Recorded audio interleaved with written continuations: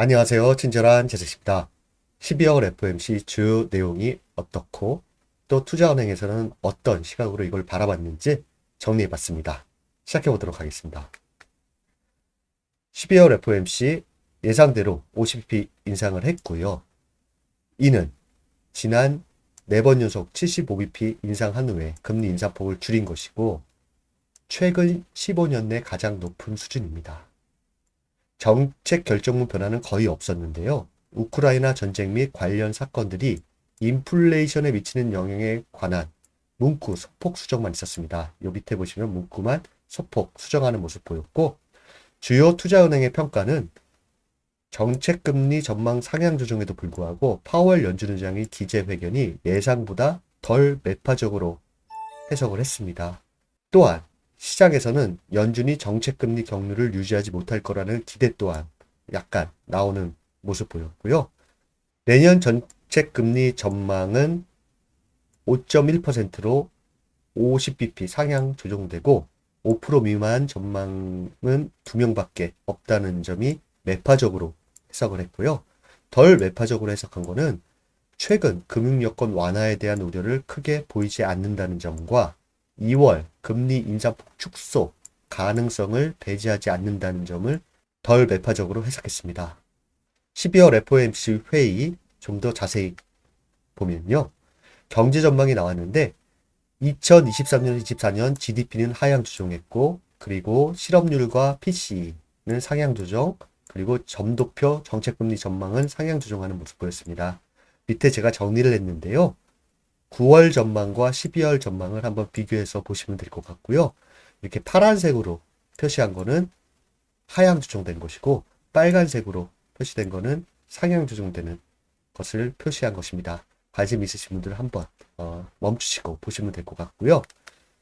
그 다음에 정책금리 수준을 9월 FOMC와 12월 FOMC의 50bp 내년에는 더 올렸다, 상향했다라는 거 비교해서 한번 24년, 25년까지 한번 보시면 될 것 같고, 요 밑에 제가 설명을 놨으니까요. 한번 관심 있으신 분들 차근차근 보시면 될 것 같습니다. 19명의 연준위원 중에 2023년 내년 말 4.7에서 5% 금리 인상을 예상한 위원은 2명이었고, 10명이 5에서 5.25%, 5명이 5.2에서 5.5%, 2명이 5.5에서 5.75%를 제시했다라는 점, 이거 참고하시면 될 것 같습니다. 그 다음은 기자회견 주요 내용인데요. 한번 정리를 했는데, 빨간색으로 표시된 거 말씀드리자면, 앞서 말씀드린 것처럼 점도표에서 19명 중 17명이 내년 금리를 5% 이상으로 답변했다.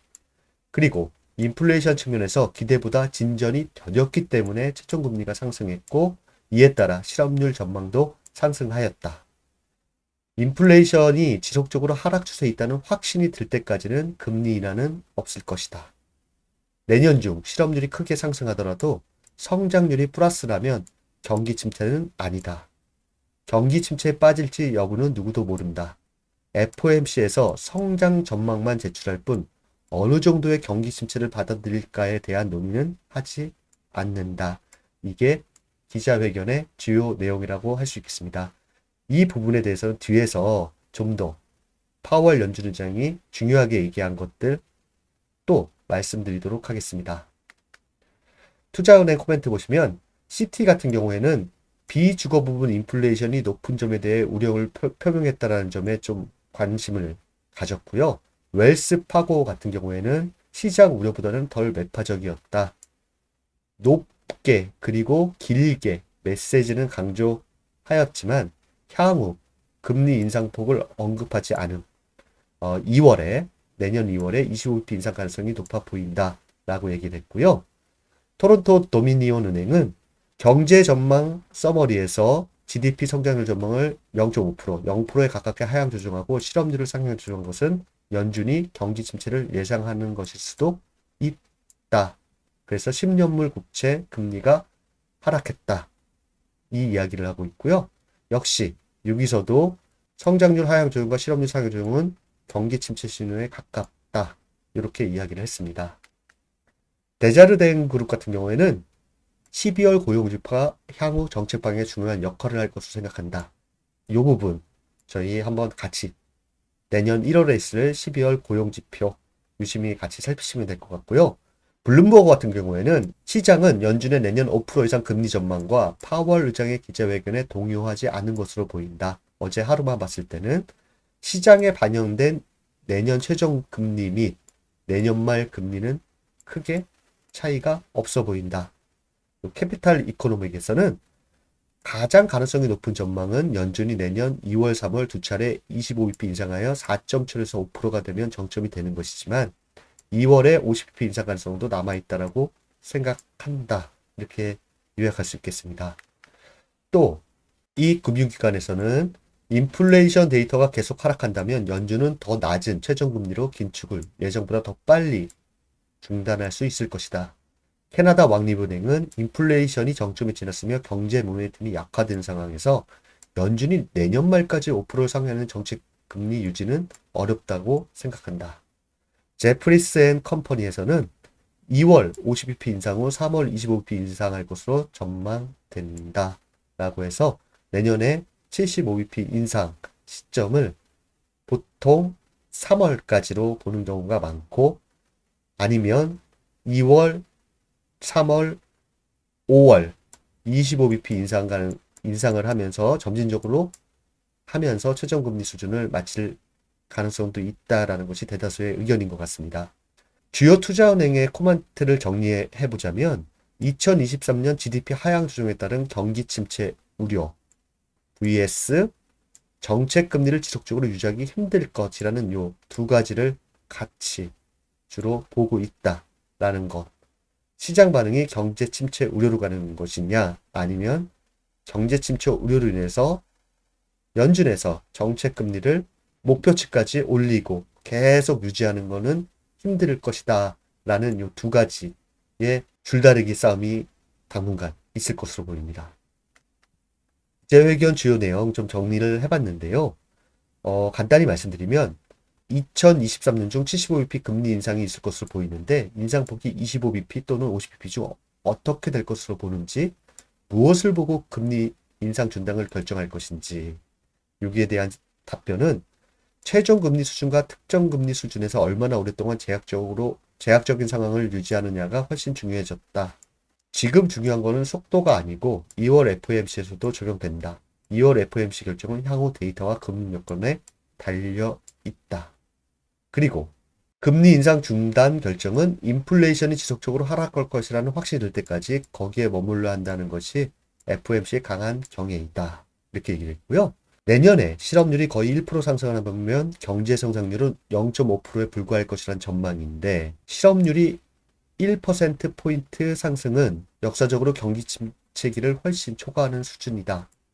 연준은 이를 경기 침체로 간주하지 않는 이유가 무엇인지 했을 때 0.5% 성장을 하기 때문에 경기 침체에 해당한다고 생각하지 않는다.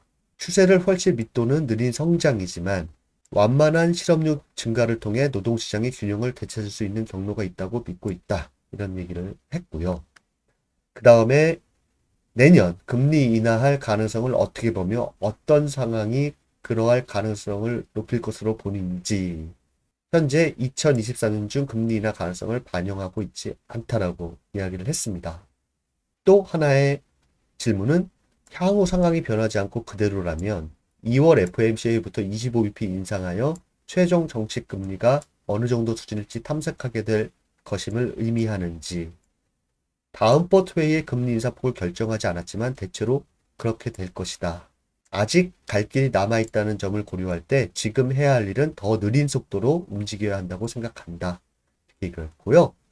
또 하나 중국 제로 코로나 정책 포기하고 경제를 재개했을 때 공급망 개선을 통해 인플레이션 완화에 도움이 될 것으로 보는지 아니면 더 많은 글로벌 수요를 야기하고 원자재 가격 상승 등을 통해 인플레이션을 높이게 될 것으로 보는지 되게 중요한데요.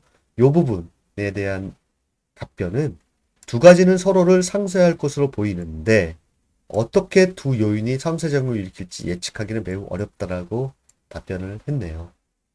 지금까지 11월 FOMC 회의 기자회견과 투자은행 코멘트, 경제전망 서머리에 대해서 간단히 말씀을 드렸습니다. 그 다음은 대표지수 차트인데요. 이 부분은 한번 여러분들께서 간단히 보시라고 설명은 안 드리고 보여드리도록 하겠습니다. S&P 500 지수 일간지수 차트 모습, 현재 차트 모습은 이와 같고요. 0.61% FOMC 결과 발표 후에 0.61% 하락하는 모습 보였고요. 나스닥 지수는 0.76% 하락하는 모습 보였습니다. 다우존스 지수는 0.42% 하락하는 모습 보였고요. 빅스 지수 같은 경우에는 20 중반이 중요하다고 했는데 여기서 다시 내려와서 21.14를 기록한다는 점이 약간 눈에 띕니다. 그 다음은 패드 금리 모니터링 도구인데요. 벌써 2023년으로 바뀌었습니다.